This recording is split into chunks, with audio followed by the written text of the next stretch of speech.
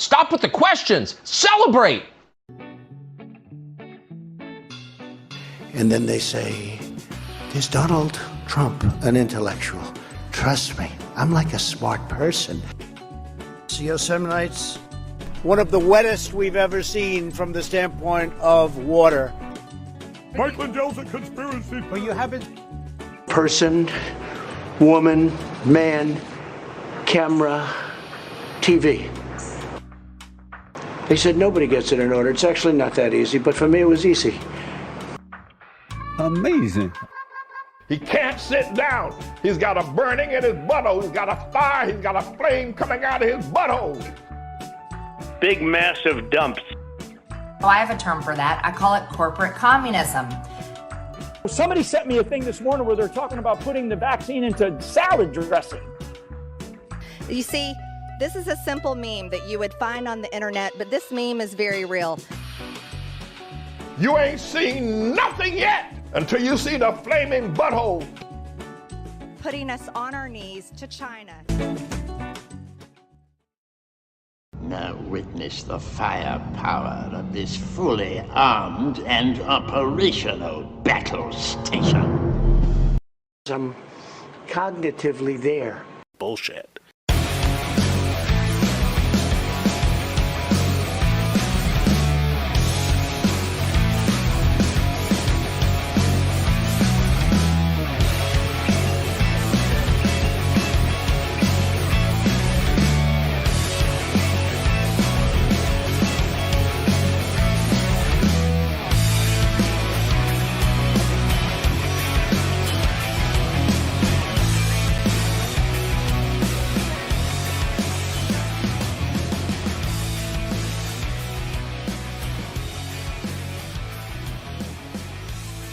Around the nation, Waldorf Nation. Hey everybody, welcome to the show. It's Monday, start of a new week.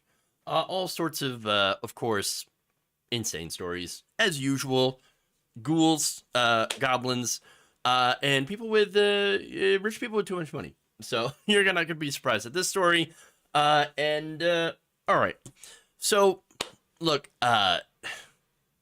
like I said, great stories that we have today. I'm going to do a quick breakdown here of what we're going to talk about.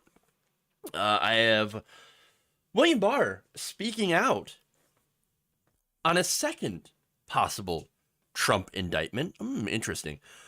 We then are also going to talk about Ben Shapiro defending a billionaire. That should not be a surprise to any of you. Nonetheless, interesting. Very interesting story involved in that. So I'm going to get into it. Probably from an angle that not a lot of other people are really talking about. So we have that. We have Fox News ignoring something that actually could have prevented the $1.6 billion defamation suit, but they decided not to do it. What is that? Well, I mean, other than tell the truth, hold. Interesting inside story here about one Fox host who actually wanted to do the right thing, which is to present truth. Wow. Interesting. We have that. We're, of course, going to talk about the ban of mifepristone, I believe. I probably have not been saying that right because I don't know how to pronounce that. But it's a very safe, legal, abortion drug that was legal. Not anymore. At least for right now, until the 14th, due to a federal judge. So we're going to talk about that. We've got all those stories. So why don't we dive in? Before we do, please like and share the stream. Very important that you do so. Helps us out, as always. Okay. Now, just a bad apple. Plenty of those. Plenty of those around. Okay. All right. Oh, also, yes, another mass shooting in America. That's this time in Kentucky at a bank. Weird. I thought, I showed a video. It was maybe it wasn't a video. Yeah, it was. It was Charlie Kirk. talking about how we just don't have shootings in banks anymore because there are armed guards there. Weird. We just had a mass shooting. I believe 5 are dead, and a total of 8 were injured, or 7 were injured, and then one of them died. But it was between 4 people killed for certain and 8 injured. One of the injured might have succumbed to the gunshot. And then there's a shooter. So weird. I thought the whole having armed guards places will stop mass shootings thing. That's look, Charlie Kirk, he said that, right? And apparently it didn't work out. Sounded like it was a current or former employee. It does happen. Yeah, Hunger Games 1989. You just pointed that out. Where are the good guys with the guns? Turned out the police had actually stopped the shooter within 3 minutes. But even within those 3 minutes, I mean, somebody with a gun can do a lot of damage. Okay. All right. So I know it's another day in America, and well, start of a new week. USA, USA, USA. All right. So let's get into the first story here.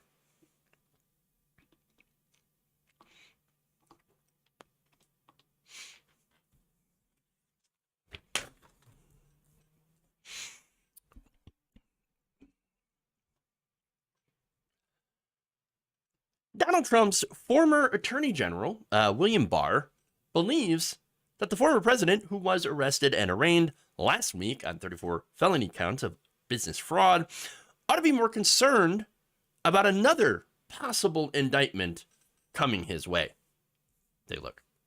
I'd be most concerned about the document case in Mar-a-Lago, because from what I can see, when it first came out, a lot of Republicans manned the ramparts and were dumping all over the FBI and the government. And as the facts have come out, as I suggested when I spoke about it, the FBI was opposed to conducting the search. They weren't involved in launching the search. But also, those steps were taken after a long period, about a year and a half, of trying to get the documents from him, which he had no claim to. He had no claim to those documents, especially the classified documents. They belonged to the government.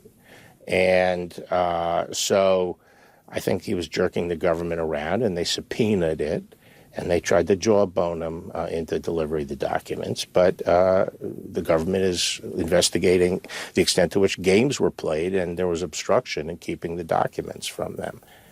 And I think that's a serious potential case. I think they probably have some very good evidence there.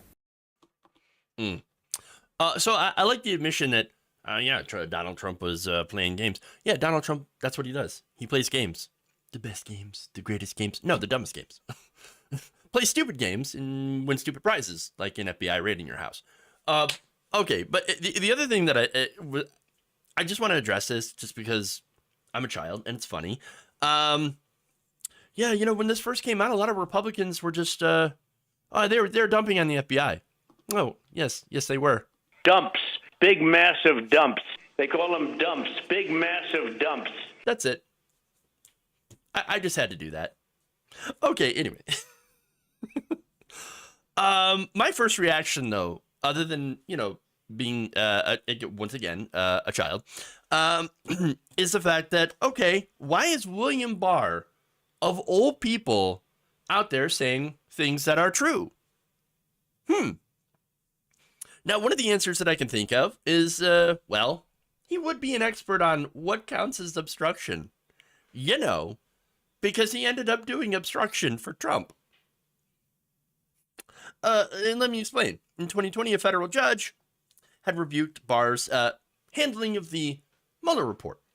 So now, look, this federal judge said Barr had made misleading public statements to spin the investigation's findings in favor of Donald Trump and had shown a quote-unquote lack of candor. Yes. No candor there. Absolutely no candor there. Very big lack of candor here.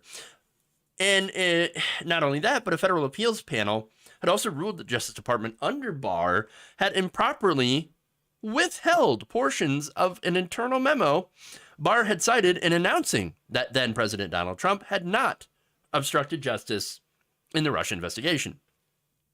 So he basically did some lies, some spin, and withheld a report. Now, thankfully, there's a watchdog group that had, subpoenaed to get this memo released. And, well, again, we know that William Barr had helped Donald Trump obstruct justice. So he would know about obstructing justice because he helped Donald Trump do it. Literally. Now, there's more details in that. The 9-page memo dated March 24th, 2019, and written by 2 senior Trump Justice Department officials, concluded that none of Donald Trump's actions documented in the Mueller report, the firing of James Comey, for example, who was the FBI director at the time, his directing the top White House lawyer to fire Mueller, his exhorting witnesses not to flip, should be viewed as obstruction. None of those actions. No, what are you talking about? That's not obstruction. Getting rid of the people that I don't like, and, that's not obstruction at all. No. And of course, Barr ultimately declined to prosecute Trump for obstruction in that case. So, but now, suddenly things are a bit different. Yes. See, William Barr is no longer in a position of power, and neither is Donald Trump. In fact, Donald Trump is, and this is what Barr's right about, he is facing some serious issues, especially with the Mar-a-Lago documents. And yes, he should be very, very concerned about that. I agree. Donald Trump very obviously took documents that were not his. And then, when asked to return them, refused. Did not do that. Continued to defy them on many different occasions when asked nicely to return them. Barr was right that the FBI did not want to raid Mar-a-Lago. They were kind of forced into that position by whom? Oh, right, Donald Trump. Yeah. Again, if he had done, for example, you want to make the comparison between Trump and Biden, right? So Biden also had classified documents hanging around his house and his garage. And when he found them, he immediately returned them. That's the difference. This is not complicated. It does not take a brain scientist or a rocket scientist, okay, to figure this one out. You don't need a Harvard degree. Hey, if, you find things that you're not supposed to have, you return them. Or if someone asks you to return something that is not yours, that is theirs, you return it. I mean, this is very, very simple stuff. Very easy. And so, no, I'm not in disagreement with Barr when he says this stuff. I'm just in disagreement with the fact that William Barr is trying to be rehabilitated. See, again, and this is the problem. Look, Barr was literally picked by Trump because of how eager he was to defend Trump while he had power. I mean, maybe it's one of those situations where Barr used Trump to get into a position of power and then would protect him in order to protect his own power. And now that Trump is no longer useful to him and his ambitions, or the fact that since he is persona non grata among the elites, he then is able to point out the obvious. That Trump's a lifelong criminal. Yes, Barr is right. But let's not ignore the fact that Barr is clearly on a rehabilitation tour. Okay? Just because he's against Donald Trump now, and I think this can apply to a lot of people that are being extolled by the media and by the establishment, being against Donald Trump does not mean you're a good person. It does not mean you're absolved of the bad things that you may have done in the past. That's why I have problems with Bush administration officials, people who had, supported the Iraq War, the invasion, pushed, I would say defended some of the worst practices of, all the administrations that have done things that are pretty terrible. Signature strikes, drone strikes under the Obama administration. Again, the endless wars under the Bush administration, all that stuff. Now coming out and saying, well, Donald Trump is bad. Yes, true. I don't disagree with that. But you're also bad. Do you understand? You are also bad. This being against Donald Trump is not a gateway back into polite society. It shouldn't be. Again, he may be on the correct side now, but it doesn't mean it's not any more self-serving than any other Trump official who was more than happy to serve evil when it suited them, but now it no longer does. So just keep that in mind.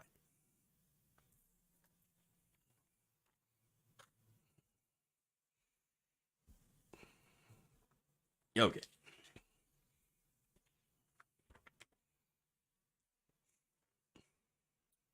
No rehabilitation for Trump officials? True.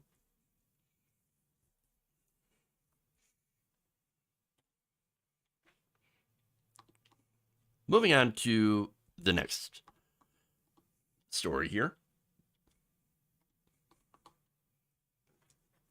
This is not a shocking lower third.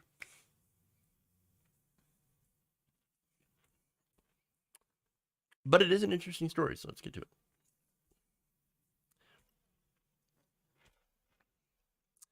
Following ProPublica's bombshell report that Justice Clarence Thomas had been the recipient for many decades of lavish gifts, trips, paid for by a billionaire mega donor. Now, we find out that the same mega donor also apparently has an affinity for Nazi and communist memorabilia. Now, do I think that's weird? Yes. In fact, one of the reasons stated that this billionaire, Harlan Crow, has this memorabilia is that, you know, I keep it around as an example of the things that I don't like. Oh, well, okay, well, normal people don't really do that. Don't really keep that kind of stuff in our house as a reminder that we hate it. That said, Ben Shapiro, however, thinks, no, that's totally fine, totally normal. And if you're criticizing them, maybe you're the Nazi. Harlan Crow collects basically memorabilia from defunct communist and Nazi states, and he has a garden in which he displays these things to show what the capitalistic free market and Judeo-Christian ethic has overcome. Apparently, this now means you're a fan of these things. So, if you own a piece of memorabilia from an evil regime, in order to demonstrate to your children, so that people remember for the future what that evil regime was, this means you're now a fan of that thing. Well, I mean, that seems like a reason why you might own this stuff is to remember the things that you hate. That's it. But apparently this makes him a Nazi and a communist. What? Okay. Ben, okay.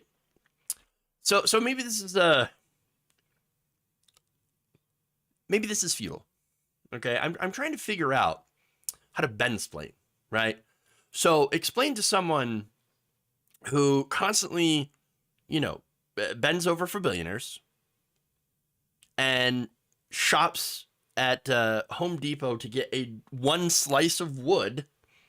Okay, trying to explain how normal people think and how normal people would not dedicate entire sections of their home to things that they don't like, to things that they hate, that they despise. How do I do that? Well, look, maybe I don't know. Maybe it's a futile endeavor to try to explain Ben normal people, because he clearly is not. But I'll try anyway. Why not? I'll figure it out. So before I do that, let's get to the details, okay? And let's get into the fact that this collection, this is not something that we just found out about. It's been reported on before. In fact, this collection was actually had received a lot of backlash back in 2015. So there was a fundraiser hosted at his estate on the eve of Yom Kippur. Now, again, it's a Jewish holiday. And an anonymous source who attended told the Washingtonian that the house felt like a museum. Okay, nothing wrong with that. I mean, other than it's weird. But he described it as, they described it as strange, given the assortment of family photos in one room, World War II artifacts in another, and a backyard full of, I kid you not, dictators. Researcher Dana Boyd, tweeted on Saturday that she was deeply shaken by the displayed Nazi memorabilia when she attended a meeting at Crow's house a few years ago. Quote, years later, I still shudder thinking about the Nazi uniform decorations in Harlan Crow's house, and the painting, and the book, and the statues, and the antebellum pro-slavery artifacts. I'm glad others are questioning the acceptability of those materials. So here's my take. Billionaires are weird. I mean, they have more money than they know what to do with. And, you know, no one becomes a billionaire without stepping on some people along the way. Sorry, that's just the way that it is. Do I believe that this guy's a Nazi? Harlan Crow? Not necessarily. I'm leaning towards no, and I'm quite certain that he is not a communist either. But does he fuel corruption? I think that's pretty obvious. All the lavish gifts that he gave to, Justice Clarence Thomas. But not only that, giving money to Republicans, and also giving money to conservative Democrats like Henry Cuellar, Joe Manchin, and of course, independent Senator Kyrsten Sinema, and also to Representative Josh Gottheimer of New Jersey. In fact, according to FEC data on that, the Texas billionaire gave $16,800 to Gottheimer since 2018, and contributed thousands as recently as October of 2022. I think those are enough reasons to not be a fan of this dude, who again engages in corruption of our political system. There's plenty of non-Nazis that do that. And of course, the purpose of those donations is obviously to reward the politicians who continue to vote for things like tax cuts for the rich. Not only that, but specifically to these Democrats, I mean, Henry Cuellar, Joe Manchin, Kyrsten Sinema, Gottheimer. What were they most recently doing? Oh, right, blocking every good part of the Biden agenda. Look, blocking Build Back Better, for example. Some of the stuff, for example, on universal pre-K childcare. You know, good stuff. Good stuff. So I think that was a reward because these guys, rich people, do not want to pay more taxes if it goes to poor people, if it goes to actually helping average working class people improve their material conditions. Well, I don't want to pay for that, says Harlan Crow. There's all these people.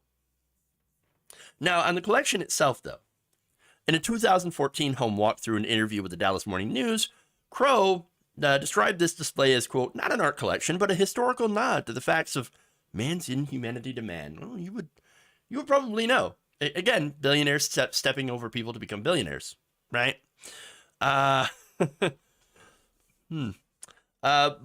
he also said that his display is based on the patriotism and living generation's debt to the past. We all collectively, whether we're a little bit blue or a little bit red, or a lot, owe a huge debt. We need to understand how we all got here and to try to do in our own home, our own time, what we can do for our future. Okay, but why is it in your house, though? Like, I don't get it. This collection, if you really want to use it for that purpose, which sounds noble, then why the hell is it in your house? Put it in a museum. You could build a museum. Why not? You could imagine the tax breaks you can get from building a freaking museum. Why not? Why not?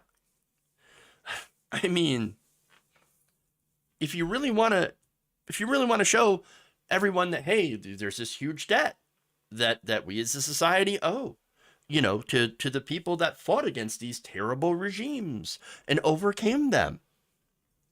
Okay, well, if you want to show that, then put it in a place where people can access it.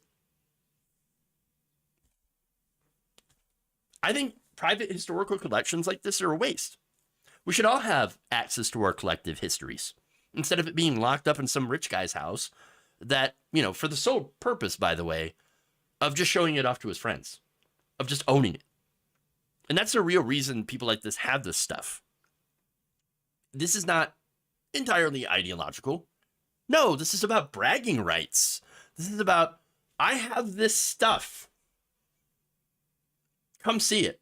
Come see the awesome stuff I bought. That's all it is. This isn't accessible to the public. An average person can't walk up and say, hey, can I see this the dictator's garden that you have in the back? No, you're gonna get the guard dogs called on you or something. The guard dogs or the bees, or the dogs with the bees in their mouths. When they bark, they shoot bees at you. I don't know. Rich people. No, it's all about trying to show off. That's it. It's selfish motivation. And getting back to the point about the donations, that's exactly what that is too. Selfish motivation, return on investment. Again, when you're that rich, your main driver is not to survive, okay? It is trying to outdo members of your social circle by buying stuff, by showing them how much you can buy, how much money you have, how much bling you can get, how much art and historical stuff that you can display at your house. It's funny, you know, conservatives like to shit on the arts, right?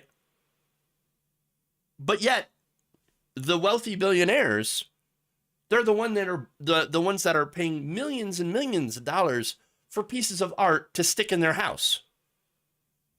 Weird how that works.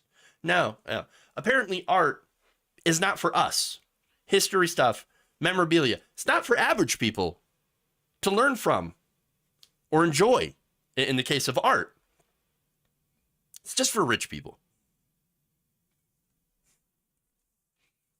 Ben Shapiro, understand that he knows this, of course.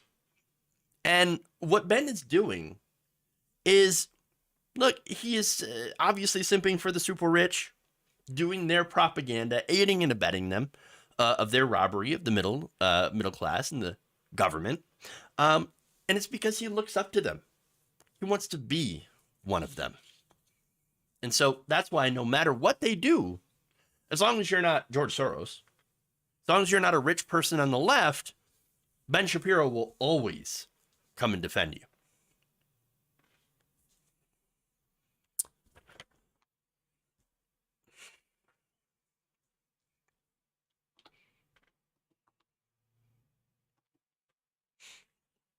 They will probably donate it to a museum before they die. Oh, that's nice. So we just have to wait until a billionaire, dies before we can actually, get stuff in a museum. Great. Wonderful.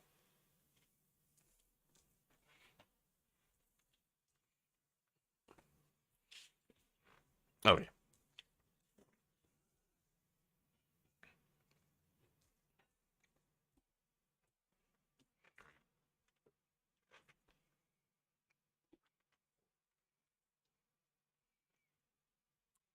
Let's move on to the defamation suit. The $1.6 billion defamation lawsuit against Fox News over their coverage of the election, which saw many host platform conspiracy theories involving Dominion voting systems, equipment, as well as Smartmatic. That lawsuit is not going well for the network. Numerous internal emails and text messages showed that Fox hosts and executives had known that the election had not been stolen, had openly mocked people like Rudy Giuliani and Sidney Powell for their, insane declarations that it was in Venezuela, the ghost of Hugo Chavez that was stealing the election for Joe Biden, Donald Trump, all that stuff. And yet, even when they were mocking these people behind the scenes, they were bringing them on their show. And they were allowing guests and other certain hosts, like Maria Bartiromo, for example, to entertain insane conspiracy theories, regardless of the fact that they had known the facts. They just completely disregarded it. Now, new reporting from NPR shows an example of how Fox News actively disregarded a chance to protect themselves against this lawsuit. They had a chance to set things right actively and refused to do so. So here's from the NPR piece. Quote, and this is about, by the way, the Fox host that put this up, that had actually tried to do the right thing to protect the network, obviously, is Bret Baier. So now Baier repeatedly sought to devote an hour-long Sunday evening special following the 2020 elections to set out and debunk the leading myths bolstering Trump's baseless claims of fraud. On Special Report, Baier had addressed many of those individual claims, which have been promoted by Trump and embraced by many of his supporters. Baier told colleagues that he thought that an hour-long treatment would be an important way to show Fox's audience that it was taking their concerns seriously while presenting them with the facts about the election. So, again, pushing back against election fraud while also saying, we understand, doing the Fox News thing of, well, we understand that you think that that there is massive amounts of voter fraud and things like that, and it certainly is possible. But here's what we know from this election: it didn't actually happen. Okay, now how would that have helped Fox News then? Well, it would have helped them with their main defense is we were doing journalism. I know it's laughable to think that Fox News doing journalism, but that's one of their arguments. Now, look, if you're doing journalism, by the way, you can present facts. You can present facts. You're supposed to present facts, but you can also present the arguments from both sides and then go into fact checking those arguments. So, and by the way, it's not a partisan thing, right? Facts are not partisan. Facts are facts. They don't subscribe to an ideology, okay? There's not an ideological tilt to reality, okay? And so, I guess a good example of this is, well, Democrats say that, Biden obviously didn't steal the election. There wasn't massive amounts of voter fraud.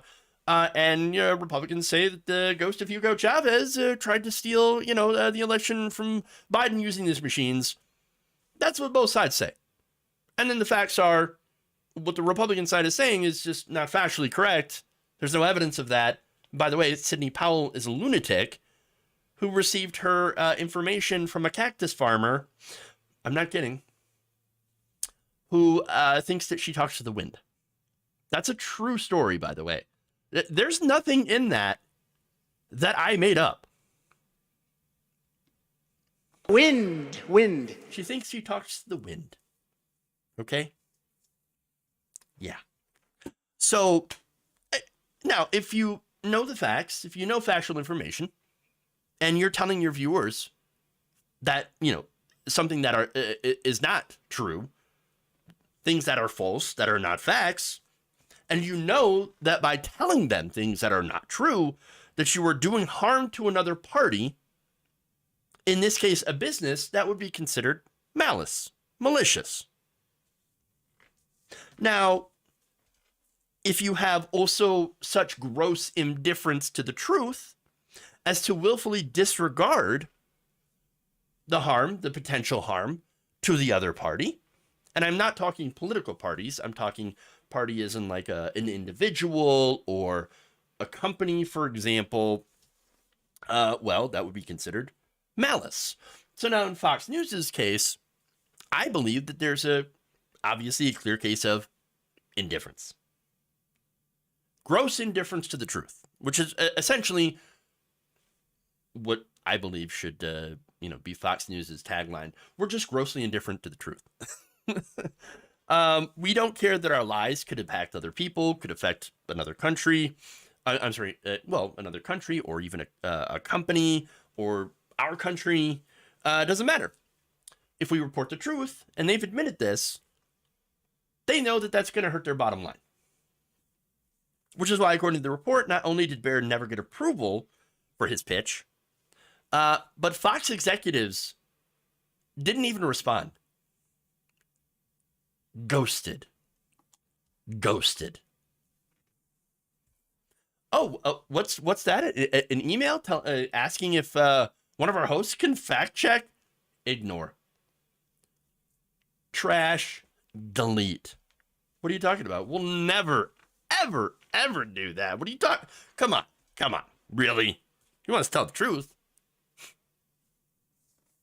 According to one unnamed Fox executive, they claim, look, by the time with everything was moving forward, we were transitioning to cover Biden's first term. It was just past the point of litigating this point any further. Except, no.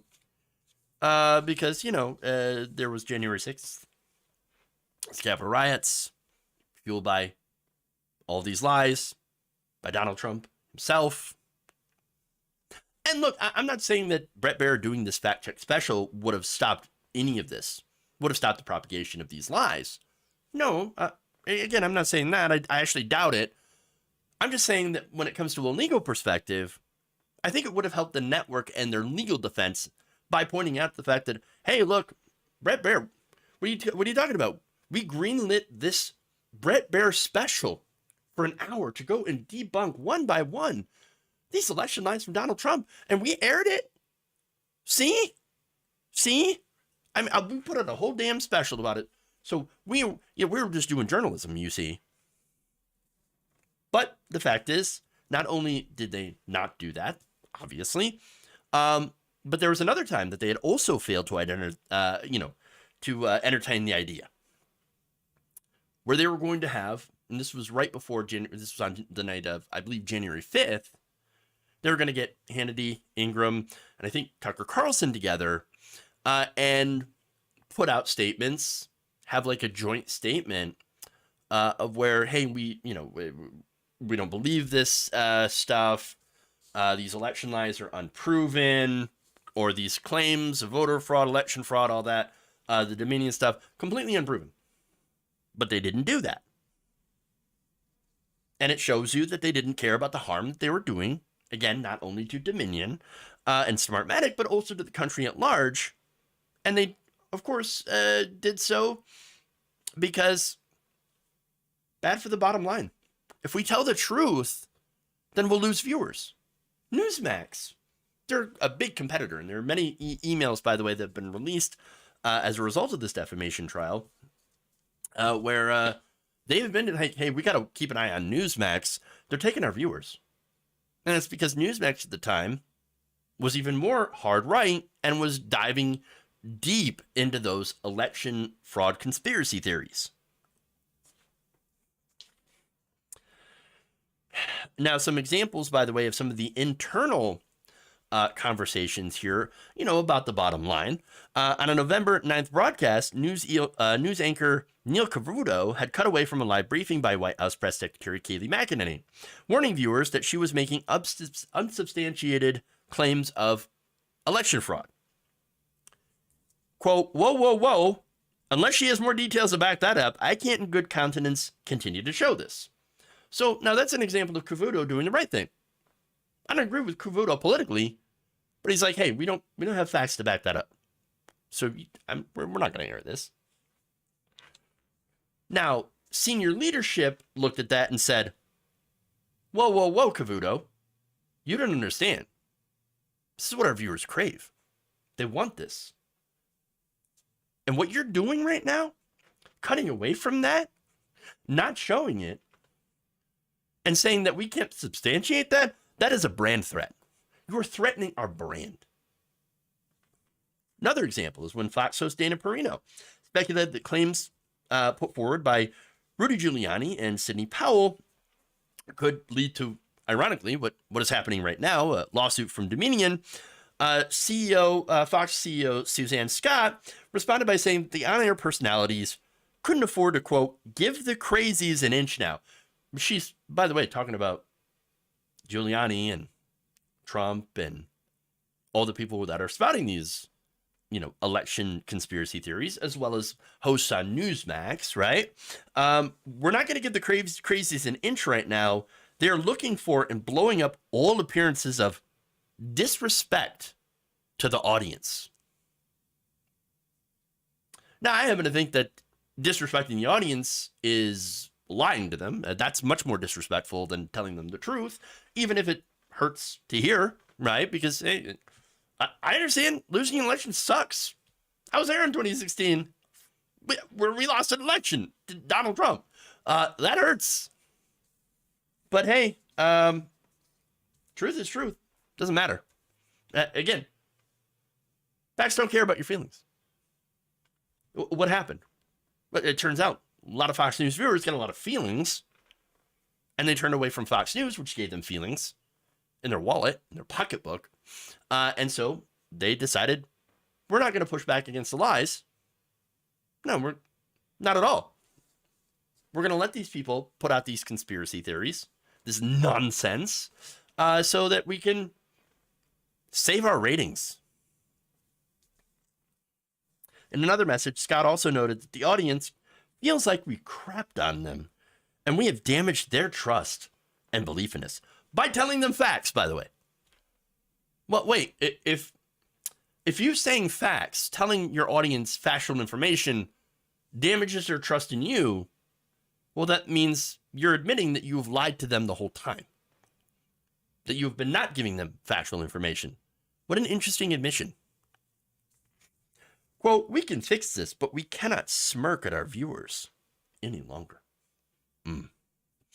There are plenty of other examples, but you get the point.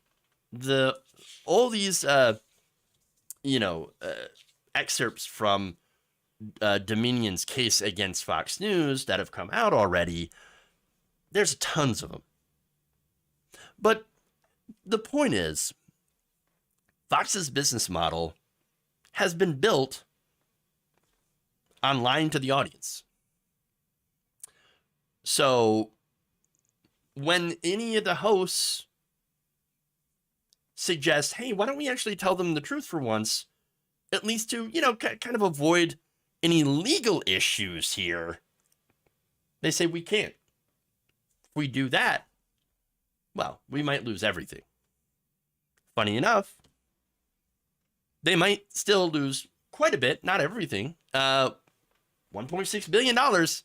That's still a pretty hefty sum for defamation, and that's not including if Smartmatic goes forward with their case. So, ironically, building an entire media operation online to the audience is actually maybe starting to catch up to them. F around and find out, I guess.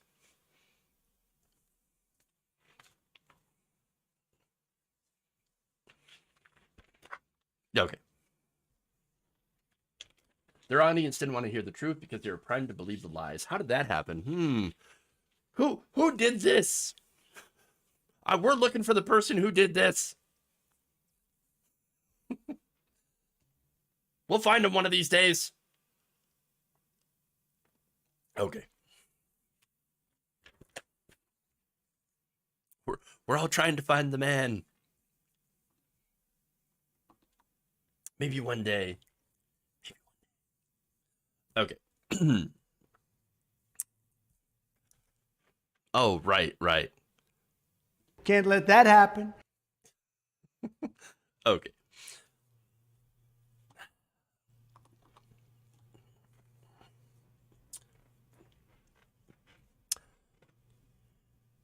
Texas Representative Tony Gonzalez is really interested in talking about the controversial suspension of a long-used abortion drug. And he'd rather talk about something else. So are they just on their own if this ruling is upheld?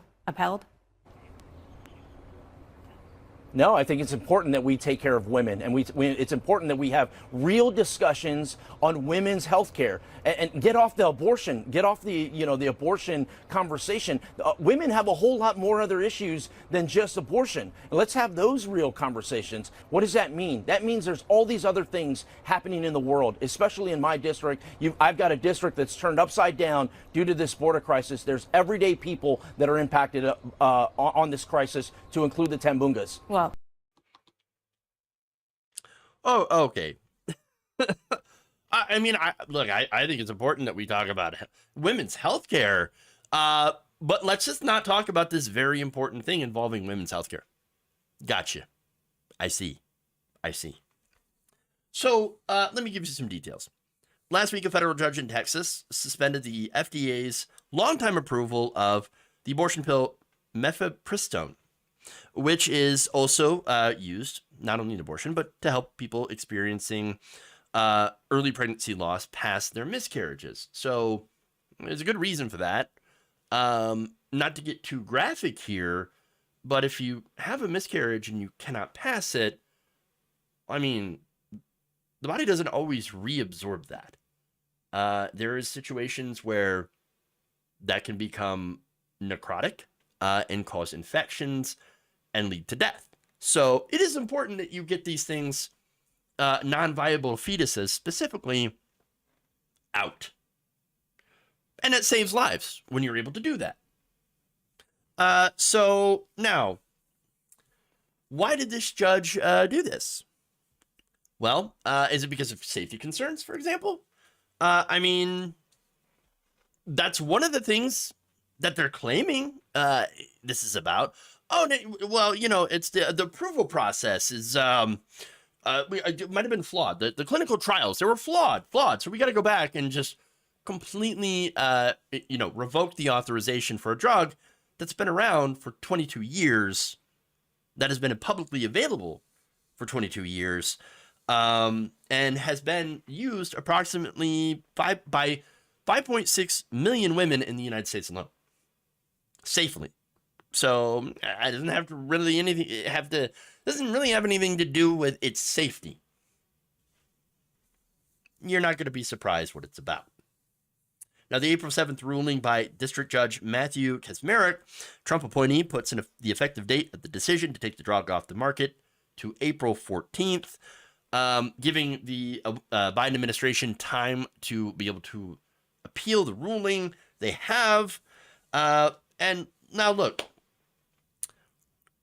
I want to go for a second into a little bit more detail as to why or as to how the judge is invalidating this, what they're doing. Okay. The judge, their order seeks to invalidate the original approval to invalidate all later approvals. So this was done in a very specific way to ensure that there are there's no availability of this drug.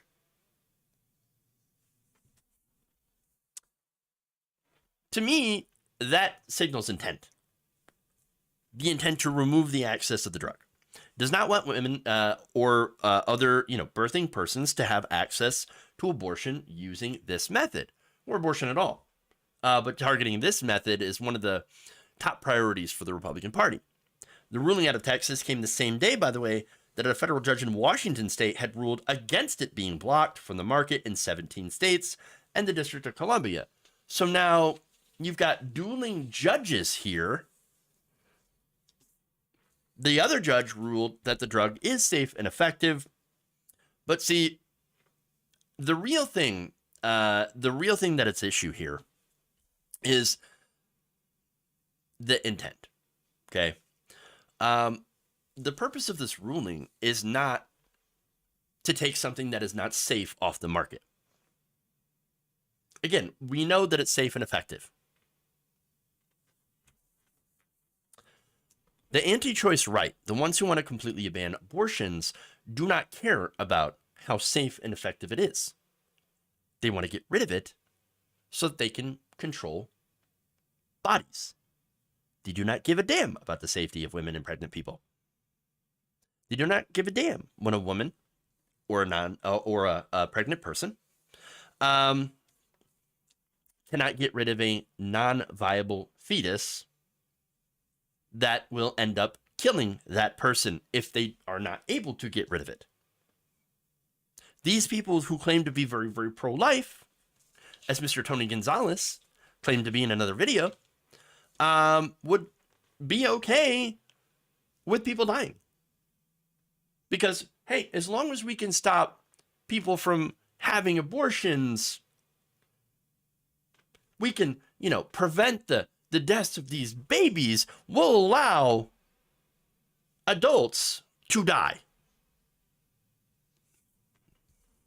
And by the way, when the children are born, and this is a great irony about their entire so-called pro-life crusade, and once they're born, they don't give a damn about them. Now, that said, Tony doesn't want to talk about that. He doesn't want to talk about what this means for the millions of women and pregnant people. No. He wants to talk about the immigrants. That's right. There's very, very dangerous undocumented immigrants coming. There must be a caravan out there somewhere that we could fearmonger about.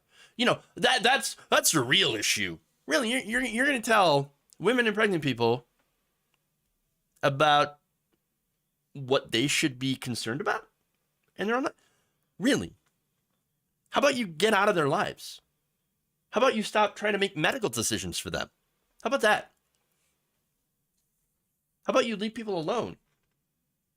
How about you stop being the party of gigantic government? Well, they can't do that, though. Of course not. Look, overall, I don't know why the right wing continues to do these anti-abortion things. It's not very popular. It's not a popular stance among the American people.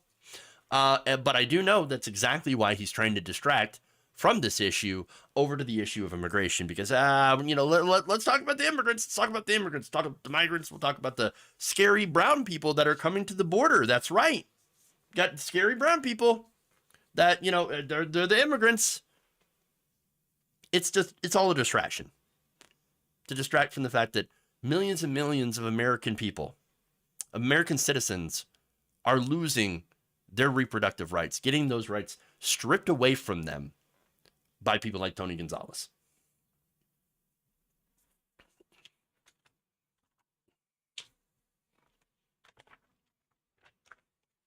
Do you think ectopic pregnancies are viable? Yeah, no kidding.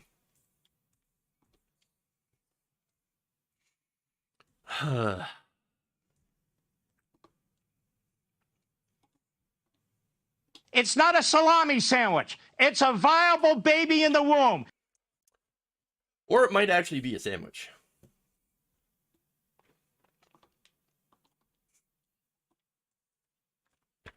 Okay.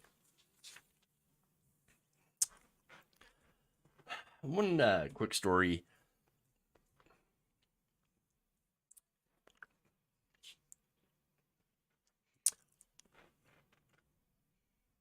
It appears that Elon Musk's golden boy, Matt Taibbi, the Twitter files fame, they've had a bit of a falling out, a bit of a bad romance, and a little bit of a divorce. Yes, right.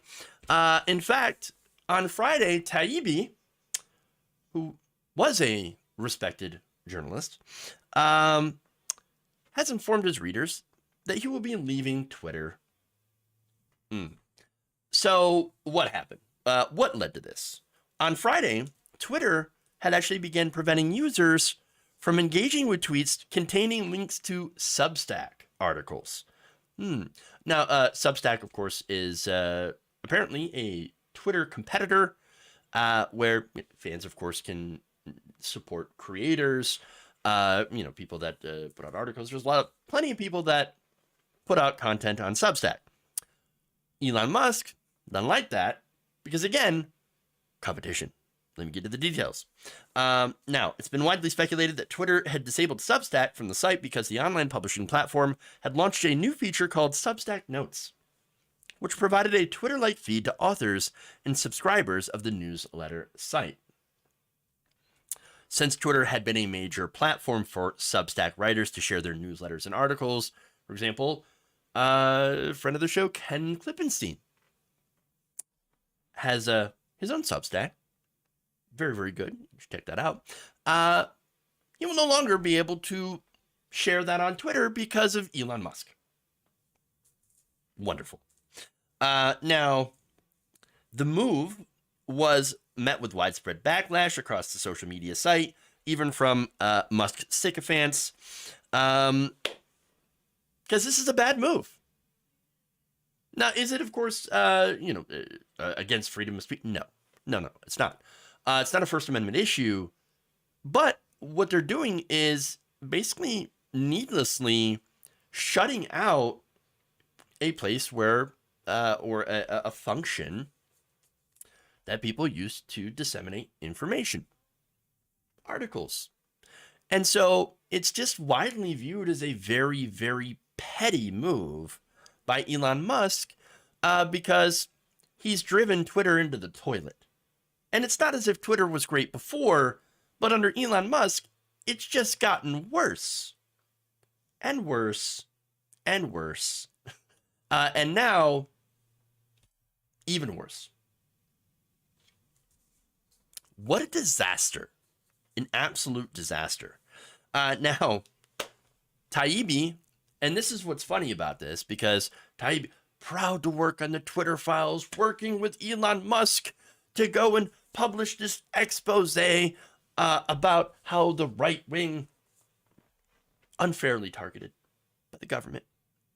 How journalism being shut down by the anti-Trumpers. That's right. And we're just trying to do real reporting against the establishment, against people who would take down Donald Trump. Because we care about free speech. Oops. Oh, now you're ending Substack. Great. As a result, Taibbi said, look, I'm going to leave the platform. This is no good for me. In fact, he said that this platform is now unusable for me.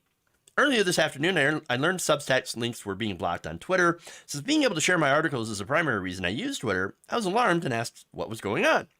Turns out Twitter's upset about the new Substack Notes feature, which they see as a hostile rival. When I asked how I was supposed to market my work, I was given the option of posting my articles on Twitter instead of Substack. Not much suspense there. I'm saying it's Substack, and that's because people will subscribe to you to see your articles. So obviously it's a financial decision from Matt Taibbi, because, yeah, he makes money off those articles, where if you just post on Twitter, you're not going to make any money off those. So I think it's the obvious point, the obvious choice there for Taibbi. Or for anyone, by the way, who posts on Substack. He also says, let's see, next week I'll be using Substack Notes, whatever. A decision that apparently will come with a price as far as any future Twitter files reports are concerned. So basically he's saying, I ain't going to do Twitter files no more. And the response from Musk was an unfollow. That happened on Friday. On Saturday, Musk then went, Substack links were never blocked. Matt's statement is false. Substack was trying to download a massive portion of the Twitter database to bootstrap their Twitter clone, so their IP address is obviously untrusted. And turns out Matt is/was an employee of Substack. Dun, dun, dun. No, it turns out none of that's true. Okay. So while Taibbi and other writers earn money from Substack subscriptions, they don't actually work for the company. That's like saying, you get money from putting your stuff on YouTube. You're an employee of YouTube. No, I'm not. Literally not. That's the dumbest thing. You do not understand. Don't understand what you're talking about. Once again, someone who claimed to be a super tech genius doesn't understand something so incredibly simple as to how Substack works. It's just a subscription model. That's it. And look, the reason to, again, subscribe is to support people who are putting out this content. And that makes sense. What doesn't make sense is paying $8 for Twitter for a blue check that does absolutely nothing for you. What are you getting from that? What are you getting other than things that you had before that Elon Musk decided to take away in order to say, hey, you can get these back if you pay me $8. How about fuck off? That's the correct answer to that. Absolutely ridiculous. Now, Substack CEO had pushed back on this. And he said, none of this is true. He said Twitter had severely throttled Substack links. Anyone using the product can see this. Substack has always been in compliance with Twitter's API rules. And that Matt Taibbi is not and has never been an employee of Substack. He writes a Substack and gets paid directly by his readers. That writer making money seems to be such a strange concept is telling. Well, yeah, anyone who's making money that's not Elon Musk, of course that's a strange thing for him because he wants to have all the money. And by the way, he needs all the money because he's not able to pay the bills for Twitter. Remember, this was a $44 billion purchase on something that is not making a fraction of that in revenue. There ain't no profit. They're in the red. And Twitter Blue ain't going to get them in the blue. It's an absolute failure, and I cannot wait to see the continued implosion of Twitter under Elon Musk and the subsequent implosion of Elon Musk's bank account as a result. But as far as Matt Taibbi is concerned, hey, you pal around with clowns, expect a clown show.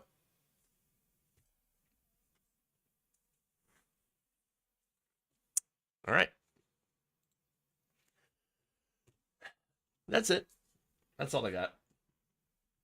Thank you for going around the nation with me today. Please like and share the stream if you haven't already.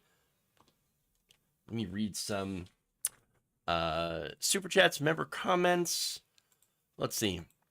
Let's go to super chats first. Gabby Mathis, thank you for the kind $20. I'm sick and tired of right-wingers and impeach Clarence now. We need young people to stand up now like they did in Tennessee. If we had, I think our biggest chance is to bet on labor power. And it doesn't necessarily have to be, only left-wing labor, because guess what? Conservatives also work. I don't know if you know that. No, I know you do. Average working class people getting together, and they don't have to agree on everything, but we can agree that the system is not working for us. It's working for the rich. It's working for the corporations. It's working for the powerful. And that is one thing that we can agree that we need to fight against. We need to have worker power, and we need to flex that power, and we need to get together, and be able to fight for better wages, for healthcare, for, things that other industrial countries, other modern industrial countries enjoy. And then also includes the freedom to not be, murdered by crazy people at all points in time in this country for just being in a mall or being in a movie theater or being in a school or whatever. That's the stuff that we can all get together and fight for. Those freedoms, those rights, and those things that we should have as human beings. Healthcare, housing, all that stuff, human right. Okay. Let's see. Coro, thank you for gifting Waldorf Nation membership, and Gabby, thank you for gifting one as well. All right, let's go over here to our Twitch community. Dirkish Jerk 1, thank you for resubbing for a month at Tier 1 for 6 months. Appreciate that. Hunger Games 1989, thank you for resubbing with Prime. Happy 15 months to me. Yet another mass shooting in America. Funny how Charlie Kirk said mass shootings didn't happen in banks anymore. Yep, addressed that earlier. Esmoom85, thank you for resubbing with Prime as well for 28 months. There you go. All right, so with that, thank you all. Again, appreciate you all. Like and share the stream. Check out our videos, our channel, subscribe, follow, all that wonderful stuff. Twitch community, we're going to raid into watch list. Everybody else, thank you all. Love you. And remember, change begins with you. Good night, nation. We'll see you tomorrow.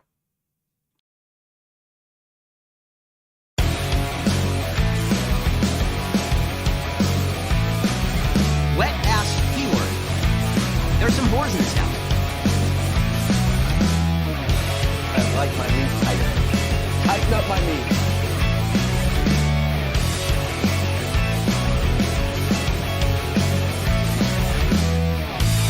Sexual anarchy.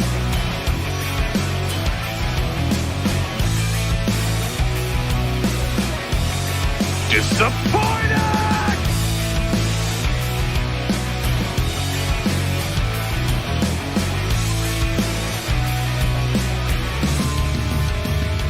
Obama. You're kicking me out the door. You're kicking me out the door. People are flushing toilets 10 times, 15 times. Stupid